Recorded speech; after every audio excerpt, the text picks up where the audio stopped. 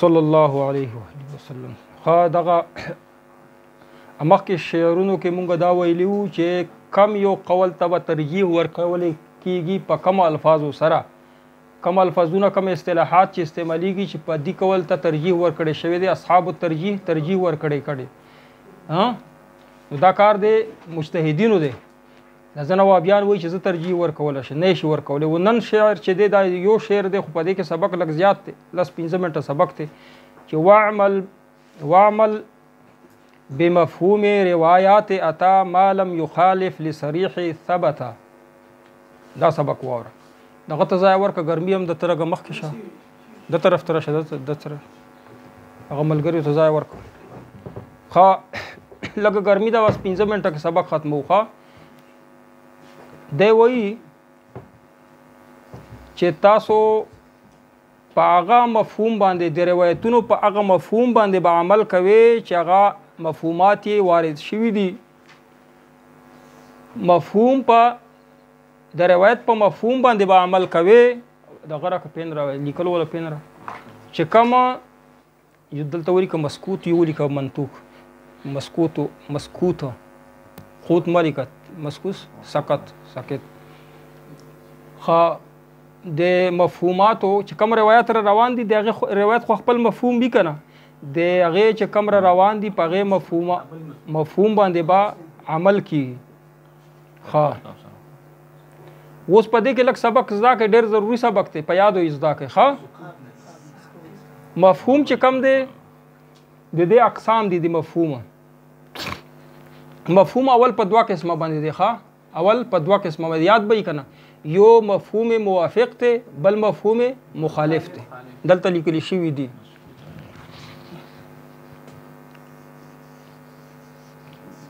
دا ډانکه ده بره دی، دا خو تا باندې غلطي کوي که نه داسې کار. ښه پین بند کړه. ښه تاسو ته ما ووایي چې د مفهوم لیکل مو ډېر خاص کړي دي. مفهوم مخالف دی، یو مفهوم موافق دی. موافق چې کم دی که نه اول نه د دې حکم درته بیانوم. د مفهوم موافق چې په دې خبره ختمه شي، مفهوم موافق تعریف درته کوم څه ته ویلی شي، خو حکم یې درته بیانوم چې څلورو امامانو په نیز باندې د ټولو مجتهدینو په نیز باندې دغه ته اعتبار شته، مفهوم موافق ته اعتبار شته. دا خبره ختمه شوه. اوس دغه مفهوم مخالف چې د 6 اقسام وګوره. 6 اقسام دي. مفهوم په دوه قسمه دی، مفهوم مخالف، مفهوم موافق. موافق چې کم دی دا خو مونږ په خبره په دې لنډه ختمه کړه چې دا دته ټولو په دې اتفاق دی چې دته اعتبار شته. کم ځای کې اعتبار شته؟ که شارع کولی، شریع کول یا قرآن وي یا حدیث وي، که کلام الناس وي د مجتهدینو یا د عام خلکو کلام چې دا کنه کلام عام خلک چې د خبرې کوي کنه په دې کې هم او په قرآن او حدیث کې مفهوم موافق چې دا په دې کې اختلاف نشته، دې ته به اعتبار ورکوي. خو زه ودرېږه چې مفهوم موافق دې درته تعریف وکړو بیا پوه شې، هسې پوهېږې نه. مفهوم موافق هغه ده چې الفاظ مسکوت چې کم دي، مسکوت مې دلته ولیکل چې غیر مذکور وي، مسکوت چې نطق پې نه شوه، مذکور ذکر شوي نه په هغه کې عبارت کې. نو چې الفاظ مسکوت د پاره د منطوق چې شي چې نطق پې شوی په عبارت کې ذکر شوي، د هغه حکم د ثابتولو دپاره د دې د منطوق ولا حکم په دې باندې ثابتوي. دې ته ویلی شي مفهوم موافق چې مثال یې درته ووایم بیا به پوه شئ. د دې یو نوم دی فحوى الخطاب. فحوى الخطاب، فحول رقه چې ویلي د دې نوم دی د مفهوم موافق. فحول الخطاب دا نوم یې ښه دی. ښه دا صحیح شو. دا والا چې مثال یې درته وښایم. لا قرآن پاک کې راغلي کنه، دا اوس د شارع کلام دی، د الله کلام دی. لا تقل لهما اف ولا تنهرهما. دې کې د والو ذکر شته، د اوف ذکر ده. خو دا والو ذکر چې دا کنه د واله دا دلالت کوي چې وال خو من باب اولا حرامي، اوف کې حرام دی کنه نو موافق مفهوم د دې دره ودی چې وال خو من باب اوله حرام دی دې ته ویل شي مفهوم موافق په دې پوه شو ک بیا د خبره ګرمي هم د چې د خبره خلاص شي اوس مفهوم مخالف ته ګوره چې د مسکوت لپاره هغه حکم د منطوق را وباسي هغه خلاف حکم چې را وباسي منطوق د لپاره چې کم حکم دی را وباسل دي کنه منطوق چې کم حکم بیان کړی دی د هغه خلاف مسکوت لپاره هغه خلاف را وباسي یعنی چې کم الفاظ باندې نو تک نه دي شوی سایلنت الفاظ هغه د لپاره حکم را وباسي د منطوق خلاف مفهوم مخالف دي ته ویل شي صحیح و د دې هر یو بیل بیل او د دلیل الخطاب ویل شي دلیل الخطاب بل څه شوی شو فهو الخطاب او د ته ویل شي دلیل الخطاب د لاندې ولي ک دلیل الخطاب دلیل الخطاب اوس مخکې پسې وایي چې هر یو پکې د مفهوم صفت چې کم حکم په اسم صفت باندې لګیدل وي اسم صفت باندې یو اسم صفت وی کنه یو اسم جامد وی یو هغه نومي چې پاغي کې صفت پټ وي اته شویل شي اسم صفت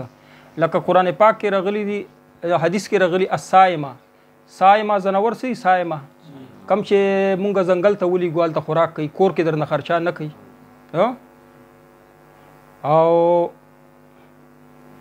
او علوفه کم وي چې هغه مده ته خوراک کوي خرچا پکې نو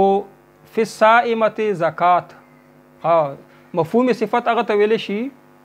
چې د اسم صفت نه غ صفت لري شي کنه صفت چې تلری شي نو هغه حکم به دې ته نه ثابتي دغه خلاف حکم ورته ثابتي مفهوم مخالف ته کنه د ټول شپږ وړه کې مفهوم مخالف ته نو وګوره ته وای چې را فی الصائمه زکات صائمه کې صفت څه دی چې دا هغه زنور یدی چې تا نه خوراک نه کوي ځنګل کې خوراک کوي بهر یې ته لګي اوس د دې مفهوم مخالف څه دا کم زنور چې په کور کې خوراک کوي غلوفه چې ورته هغه د پر د حکم نه دی ټیک ته کنه دته مفهوم مخالف ویل شي حکم به ورسته درته بیان ک دته مفهوم صفت ویل شي په پوه شو کنه چې کم ځای باندې پوه نشي نو بیا وای ښا کني نه په پوه نه زبر اوس درته پوس کوم چې ما سوي د دې شپږ وړه به تمه تعریف کړ خیر چې پوه نشي ما ته وای چې زه پوه نشم زه بیا وای یو مفهوم شرط ته ښا مفهوم شرط هغه دی چې حکم د یو شرط سره معلق شوی هغه پورې تړلې شرط پورې تړلې چې شرط اخوا کې نو هغه حکم بیا هغه د پر نوي وان كنا دا وګره شارع کلام دی قران دی وان كنا اولات حمل فانفقوا عليهن او کوم خزو ته چې طلاق ورک هغه په خېټه باندې حمل وی شرط دا دی هغه په خېټه باندې حمل وی فانفقوا عليهن بیا په هغه باندې خرچا کوي په کم شرط چې په خېټه باندې حمل وی دا شرط پکې ولګي دا کړ چې په خېټه حمل نه نو بیا نشته پکړه دته مفهوم څه ویل شرط بل پس څه دی مفهوم غایت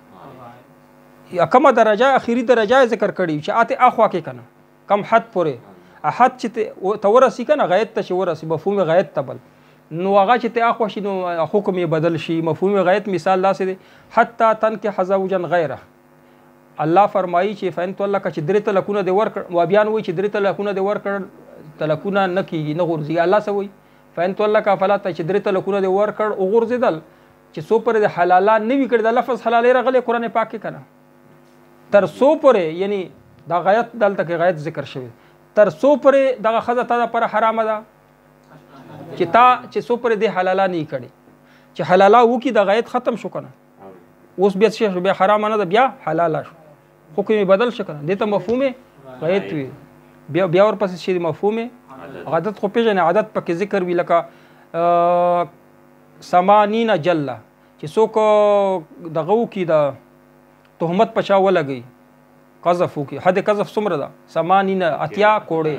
دا اتیا کوړې چې ذکر شوی دي دینه زیاته بنور کای صحیح دي کنه عادت ذکر شوی دینه زیات شو نو دا د حد قذف ولا سزا بیا نشوله مفهوم مخالف اداره وزي چې اتیا نه بزیات نه وي او مفهوم لقب چې د په اسم جامد باندې یو اسم صفت وکنه چې هغه کې نه صفت موجودو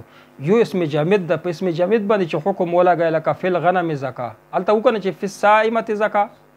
او دلته ویلی فل غنم بيزو غډو ته ویلی بيزو غډو کې زکات شته ها دا اول چې کده مفهوم موافق چې کم دی دا خو د صحیح سبق ته اوس راش موافق تاسو وي دا خو اعتبار لري دنه خو حکم را استل شي مفهوم مخالف نه د امام ابو حنیفه مسلک دا د پد کې په شرح کې اوکسد رسم المفتی شرح کې بتا ستراشي ډېر اختلاف پر غلي ټول اختلاف خلاصای دا ما حاصله داغه یعنی خلاصای دا چې د احناف په نسبت باندې مفهوم مخالف چې کم دا دیتا اعتبار نشته دا خو په شارع په کلام کې نشته شارع کلام څه ده قرآن یا حدیث مفهوم مخالف کې داسې نه چې قرآن پاک آیات ته ویلي یو حکم تیراو باسي بیا ته مفهوم مخالف حکم تیراو باسي دا د زمونږ په نسبت باندې دیتا اعتبار نشته یا د حدیث وې هغه نه د مفهوم مخالف راو بسل سوچ وکړه د وابیانی بار راو باسي تاسو چیرته ور سره مناظره وکړه کمکل دي کنه زناور دي کنه وابیان اجتهاد د غپه کې نشته د مدا پکې نو زمونږ په نسبت باندې خو په کلام الناس کې اشتاخه د عام خلک چې خبرې کوي په دې کې اعتبار به ورکای یا کلام الناس نه مراد د امام ابو حنیفه یا د فقه کې څومره عبارتونه دي د هدایه وغیره ها د ټولو ته اعتبار اشتاخه د هدایه ول یو مثال دلته کې پکې ذکر شوی دی په رسم المفتی کې هغه درته وایم چې هغه مثال ذکر کړی چې زنه زوینه کې استثناء ته شوی ده زنو زینو کې استثناء شته ده چې کلام الناس کې به اعتبار نه ورکای کلام الناس کې به اعتبار ورکای خو زنه زینو ته استثناء شوی ده هدایه کې ذکر دي یو پکې دا مقام دی چې هدایه لیکلي دي چې د طهارت د پر سنت څه شي دي نو یو پکې دا دی چې دوړه لسونه به وینځي چې برتن ته لاس وردن نه کوي چې د اوبو برتن ته لاس وردن نه کوي اول بس کوي لسونه به وینځي خو چې د خوب نه را بیدار شي اول به لسونه وینځي نه بعد بیا به برتن ته لاس وړي چې خوب باندې وته شوی تر بیدار شوی لاس ته وردن نه کو نو تعالی سپته لای چې کم ځای کې لګیدل نو به خو نه پاکه کړي کنه نو دغه عبارت چې کم د هدایه عبارت دی او د حدیث نه نقل وایل دي نو حدیث کې هم داسې الفاظ راغلي چې خوب نه را بای نو تاسو کې یو کس د خوب نه را پاسي نو بیا د لسونه وینځي او انا کې دغه کې برتن کې د لاس نه وهي نو صاحب د هدایه د عبارت ته کنه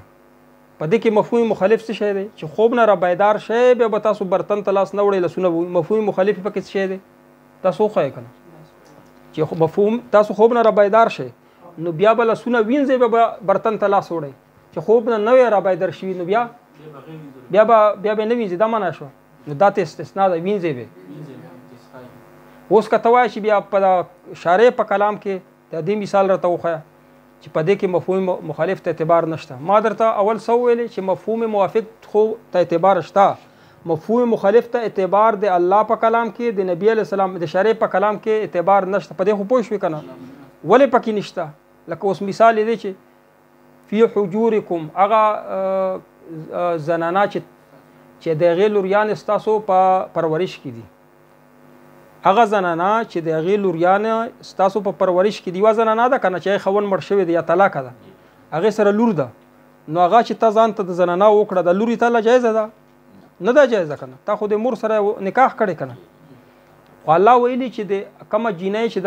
دا تا په پرورش کې شه دا یعنی د بل خون نشي د سره نکاح نشي کوله او د دې مفهوم مخالف څه شو چې پرورش کې نه دا مثلا کله بل سړی نه ده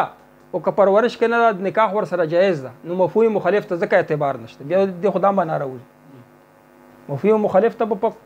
قرآن کې په حدیث کې اعتبار نه ورکای په کلام الناس کې به اعتبار ورکوي خدا په شعر کې چې تیر شول چې صریح د حکم خلاف نه وي ما ثبت چې ثابت حکم صریح حکم خلافي بیا به نه ورکای کلام الناس کې په خبره پوه شو کنه کلام الناس کې مفهوم مخالف ته اعتبار شته خو چې صریح حکم خلاف نه وي او په شرع په کلام کې اعتبار ورته نشته مفهوم مخالف ته اعتبار نشته مثال می درک لکه فی حجورکم من نسائکم اللاتی دغه کوم آیات کې چیرې او چې کوم ځای ته استثناء کړي د هدایه کې یو مثال می درک زنه زوینه کې استثناء شته چې په کلام الناس کې هم ورته اعتبار نشته امام شفیع په مسلک کې اعتبار شته مفهوم مخالف ته صحیح دی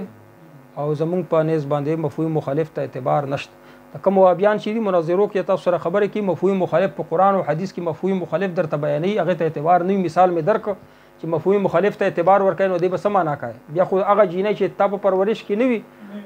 خو د تا د خزي لوري نو نکاح ور سره کوه معاذ الله وابي صاحب وابیان صاحبانو په نس باندې خو بیا لوریانو سره نکاح کی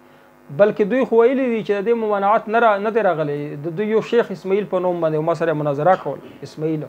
هغه ویل چې دې ممانعت نه دی راغلی، کولی شي معاذ الله. داسې عجیبه یعنې دوی مجتهدین دي، دوی نه ځان بچ کړي. په دې مسله پوه شوې؟ صحیح ده که نه؟ واخر دعوانا ان الحمد لله رب العالمین.